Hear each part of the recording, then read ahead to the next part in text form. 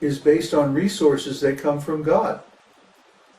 So if everything we do results in stealing or sinful activity of some kind, then what's the result going to be? It can only be suffering. Try to understand. So in Krishna consciousness, the first thing that we do is that we take whatever resources we have got and we surrender them to Krishna. We surrender everything as much as possible. And then what happens? Devan bhavayate tanena yadeva bhavayantuvaha. Parasparam bhavayantaha shreya param avapyasyata.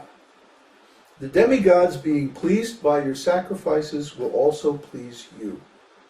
Thus, nourishing one another, there will reign general prosperity for all. So, the Vedic system of sacrifice and the social system called Varnashram Dharma, which is also based on the principle of sacrifice, service, is designed in such a way that there will be a natural exchange of service between the different sections or limbs of the body of human society on the human level, and between the human level and the demigods on a higher level. And by this exchange of resources, then everything will go very nicely. See, the demigods are in charge of the weather, the general prosperity of the human society, the different elements like water, air, fire, earth, and so on. All these things are controlled by the demigods. So if Krishna is pleased, the demigods will automatically be pleased, and they will give so many nice facilities to the human society. This is how it works. This is what goes on under the hood. This is the mechanism of this devotional service or system of sacrifice. And then Krishna makes this again, states it again in a really clear way. Ishtan bhogan hiyo deva dasyante yagya bhavitah tair datan apradayai yo bhunte stena eva saha. In charge of the various necessities of life, the demigods, being satisfied by the performance of yajna, sacrifice, supply all necessities to man. But he who enjoys these gifts without offering them to the demigods in return is certainly a thief. So how can a thief be happy? Even if he gets some enjoyment out of the things he steals, he's always looking over his shoulder wondering when the cops are going to catch him. Well, the demigods are devotees. They all have their positions because of their previous pious activities. They have some vast amount of pious activities, so the Lord appoints them as being in charge of the various universal functions. It's not accidental. They're qualified. So he also gives them the intelligence to know if those universal resources are being utilized properly by the human society. It's just like, I can tell you from experience, by being in charge of several disciples, I can know exactly whether they're properly engaged, just by the way that I feel.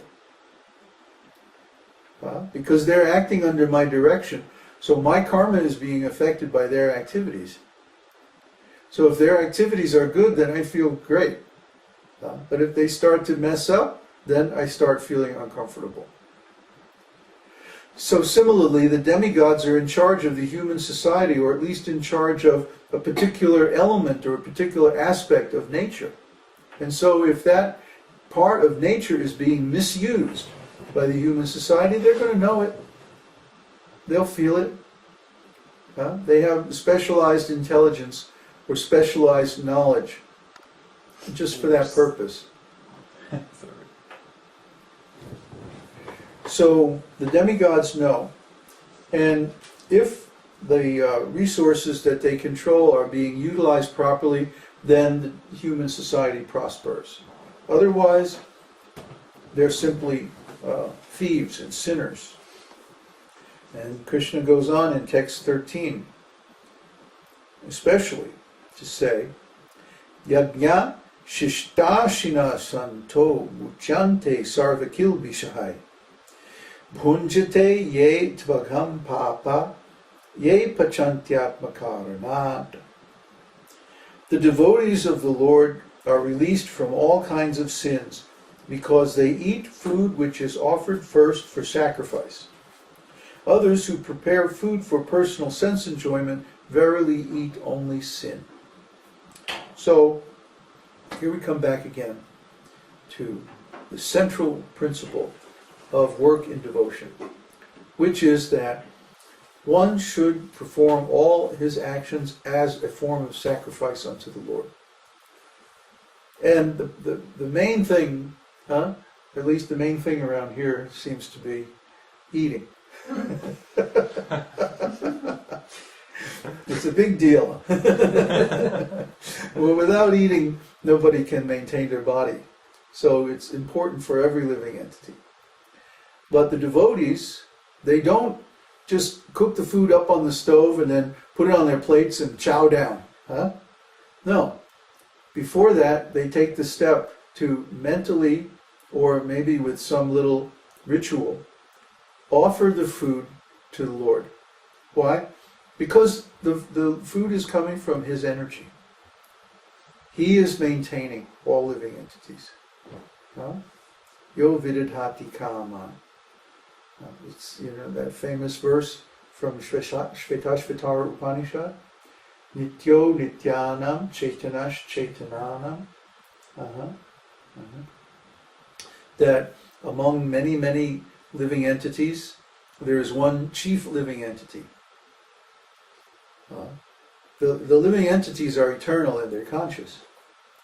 But He is the fundamental, or the first, or the chief of all these living entities. Why? Yo vididhati kaman. He supplies all their needs. See? That's the difference. We are consuming resources, and the Lord is the one who provides these resources. None of us can create the air, or the water, or the earth, or any of these things. These are all created by God. They're given by God. So if God has given them, if we utilize them without offering some sacrifice to Him, at least for thanks, then, we're not very advanced. We're not very thankful. We're not being responsible. So that's a sin. A sin means a wrong action, an action that leads us away from the truth. See, so when we take something from somebody and we don't offer them any reward or any compensation or any reciprocation, that's a sin. This is very commonly recognized in human society. Well, what's the problem with recognizing it in terms of God? See? The Western religion wants to make God somewhere far, far away, where He has nothing to do with human concerns, and He's given us the whole world just to enjoy however we like. But no, this is not true. It's a very anthropomorphic, anthropocentric vision of the world. The actual truth is everything that exists in this world is created by God. So if we don't use it for God's pleasure, for God's glorification, then that's stealing. That's the plain truth. So now, what do we do about it? Well, Krishna goes on to say, Anad bhavanti bhutani parjanyad anasambhavaha yajnad bhavati parjanyo yajna karma samudbhavaha. All living bodies subsist on food grains which are produced from rain. Rains are produced by performance of yajna, and yajna is born of prescribed duties. So, it comes back to the authority of the scripture. The instructions are there in the scripture, how to order the human society, how to perform these different kinds of sacrifices. All this is given in the scripture. So we should follow the instructions of the scripture and perform our prescribed duties according to his instructions, because he is the author of the scriptures. And then we'll be properly situated. And one more verse, text 15. Karma brahmodbhavam vidhi brahmakshara samudbhavam tasmat sarvagatang